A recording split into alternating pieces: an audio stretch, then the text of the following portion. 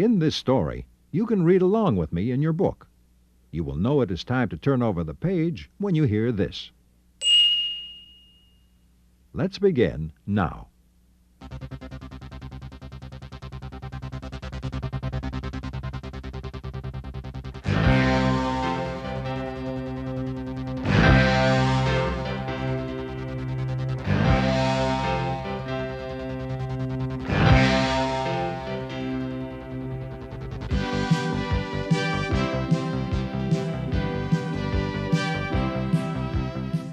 Duel over the Pacific.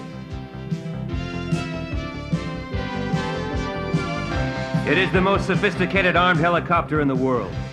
It has 14 firepower options, ranging from 30mm cannons to nuclear-tipped strike missiles. It flies at supersonic speeds and is virtually indestructible. The most efficient fighting machine ever built. And it is called Airwolf.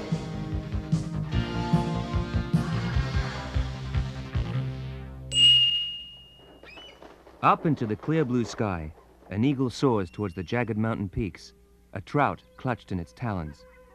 From the lakeside cabin, the mellow sound of a cello seems to give it flight. Stringfellow Hawk's fingers caress the strings, and his eyes are closed in pleasure as the last notes trail off.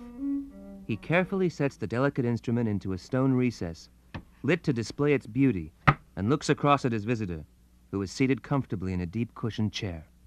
Well, Archangel, apart from scaring off the eagle yet again, what do you want here? Archangel leans deeply back, stretches his legs, and looks at Hawk. I have a job for you, Hawk. Hawk goes to the bar. You scared the eagle. Flying in, you downdrafted the eagle. He pours 2 glasses of cool white wine and sits on a bar stool. Archangel grins. Sorry about the eagle, Hawk. Don't apologize to me. Tell the eagle. He strolls over to Archangel, glass in hand. You want this one? He hands Archangel a glass, returns to the bar, and sips his wine appreciatively, looking over at the immaculate figure of Archangel, whose black eye patch contrasts vividly with his white suit. And I don't want a job. Archangel lights up a cigar, draws on it slowly, exhales the steel blue smoke, and looks directly at Hawk. You will want this job because you're inquisitive. Because you can't resist a challenge. Because you can't resist a situation which is puzzling. Because it concerns Airwolf. Because... Hawk raises his hands in mock surrender. Okay. Tell me all about it. Archangel stands up and walks across to the window, leaning heavily on his ever-present cane to favor his bad leg. There is a coded message from the very top, asking you to fly Airwolf on the 21st of this month to latitude 22 degrees 04, longitude 83 degrees 47. Arrive at exactly 13:42 hours local time. Hawk sips his drink and bends down to pat his dog, Tet. That's in the Pacific. Archangel turns and gazes out of the window and across the lake. Yep. Code message 476-61B3. Comes from the top. The very top. He turns and watches Tet, who is basking in the pleasure of his master's touch. And it's fake. Hawk looks up. A fake? How do you know it's a fake? Archangel draws on his cigar. It's got all the right figures of a code from the top, but B3 is from an obsolete frame. He smiles. Anyway, we checked. Hawk leaves off petting Tet and goes across the room. If it's fake, that's simple. You don't need me. I don't go. Just forget it. He slumps into the chair recently vacated by Archangel. Archangel frowns. We want to know why it was faked. Understandable. But what do you want me to do about it? Fly Airwolf there as requested. What? On a fool's errand? An elaborate, sophisticated, but childish joke? You're not serious. Archangel leant more heavily on his cane. Deadly serious, Hawk. Something's wrong. Something's happened. We may have detected it as a fake, but it was a clever fake. It nearly got through. We want to know who is responsible and why. Hawk looked doubtful. And you think I'll find out at this rendezvous spot in the Pacific? Yes, Hawk. Are you on? Hawk's eyes sparkle with humor. For you, Archangel, I'd do anything. Even commit murder. So long as it was yours. Okay, let's go. 2 days later, Stringfellow Hawk and Dominic Santini are in Airwolf's cockpit, skimming at high speed across the calm Pacific Ocean.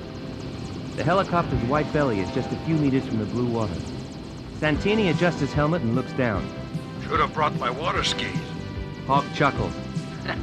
Getting seasick, Tom? His hands move firmly and surely over the controls. Only another hour and 10. Airwolf roars onwards.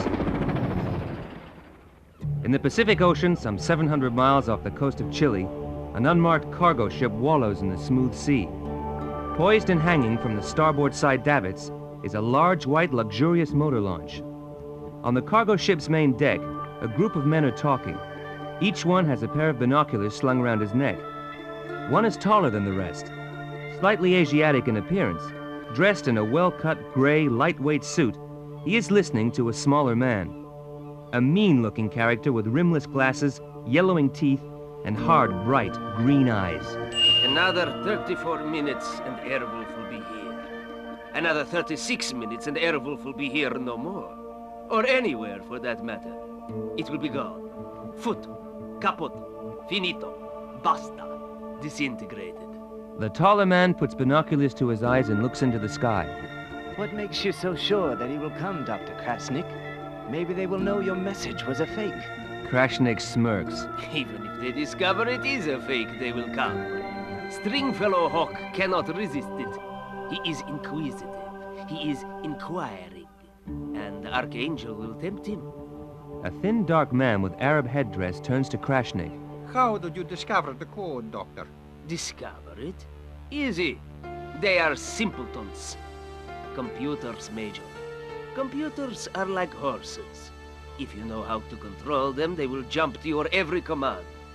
You see, Major Ben Salah, it is my ability to control things that you will shortly witness when I destroy Airwolf. He points to the motor cruiser waiting on the davits. At 13:10 hours, I shall get into my launch and go to the exact rendezvous spot. At 13:42, Airwolf will arrive. There will be a short discussion between Mr. Hawk and Mr. Santini and myself. And when that is concluded, I shall release my missile. For some 39 seconds or so, Airwolf will be taking evasive action, and at approximately 13:44, my missile, which I like to call Artemis, will destroy Airwolf. A heavy, swarthy man looked hard at Krashnik. Why do you call your missile Artemis? Because, Signor Pirande, the god Artemis spent her time hunting and forbade any love at any time. My Artemis is the same. But my Artemis is also indestructible and unbeatable. And when you all see how it can hunt and destroy Airwolf, you will understand why I say it is the most powerful weapon on Earth. And I will sell my design and skills to the highest bidder. One of you gentlemen, I imagine. He moved toward the starboard davits. And now it is time for Artemis to go and hunt and kill. He clambers into his motor cruiser, which is lowered down into the water. Its motor purrs into life and it slices through the clear blue sea. The men on the cargo ship watch him go into the distance.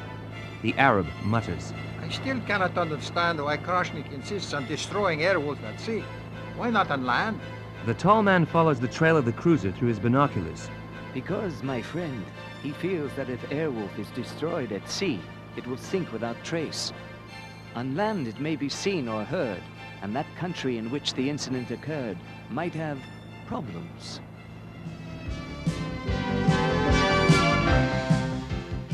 With binoculars to their eyes, they all watch the motor cruiser move into the distance and stop. It is 13:40 hours.